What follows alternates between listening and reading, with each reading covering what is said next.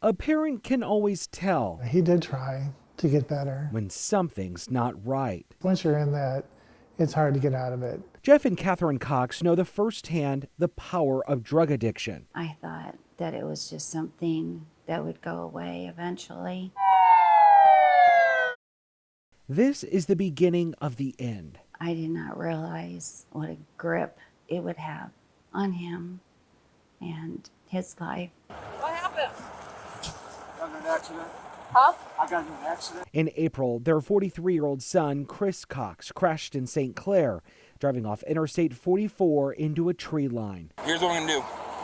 I think there's something up with you. Chris could barely stand. Oh, yep, watch out. He'd been clean a year, just got paid from his job as a chef hours before relapsing. He was involved in rehabilitation at the time of his death. Chris could not complete his field sobriety test. At 10:18 p.m., the officer took Chris into custody. It's completely consistent with drug use, yeah. And while filling out paperwork at the St. Clair Police Department, Chris, don't fall over. Chris is spotted on camera, barely able to keep his head up. Chris, pick up a little bit. You fall down in there, and then this time. He nods off time and time and time again. At least one officer concerned that Chris may go into a medical emergency. If you're about to overdose, I would prefer to know way ahead of time. St. Clair police took Chris to Mercy Washington Hospital for a fit for confinement evaluation. It's a medical review. Here's the file. It ultimately clears the way for Chris to be booked into the Franklin County Jail.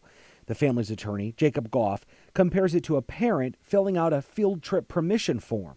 It's a checked box and a signature by a potentially very busy emergency room doctor who's got a couple police officers standing in his lobby. Chris arrived at the jail 31 minutes later. A deputy commented how heavily intoxicated he appeared to be. Investigative records reveal a sergeant even commented about making sure there was a fit for confinement due to the impairment. I don't know why he was allowed to leave the hospital. The Fox Files obtained jail security footage showing Chris walk into a padded cell wearing his original clothes.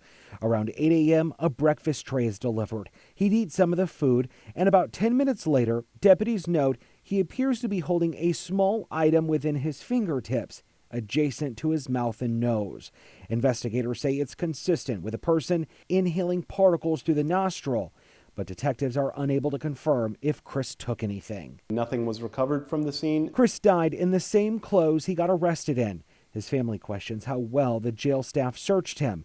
A deputy writing, Cox had not been fully booked into the Franklin County Jail due to his level of intoxication. Chris's parents think their son, who would have been coming down from his high, should have been in a hospital bed instead. They knew how bad he was. But remember, medical professionals signed his fit for confinement form. It's a very difficult situation. Kevin Merritt is the executive director of the Missouri Sheriff's Association. He does not know the specifics surrounding Chris's death, but previously worked in a detention facility. When they say fit for confinement, I believe that there is a disconnect between medical personnel and what actually the level of supervision and care that can go on inside a jail.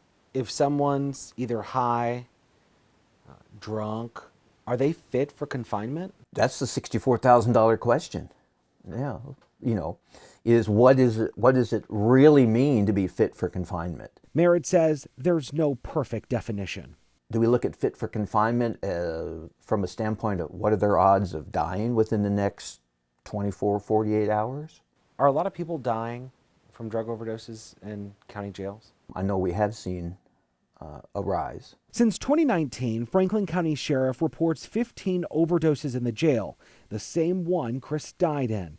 3 of the ODs, the person did not survive. It seems that there's been a pattern of those who come in under the influence of drugs are dying in jail from the drugs they had in their system when they got there. Law enforcement agencies, including jails, are required to report in-custody deaths to the Missouri Department of Public Safety. The data is sent to the Department of Justice.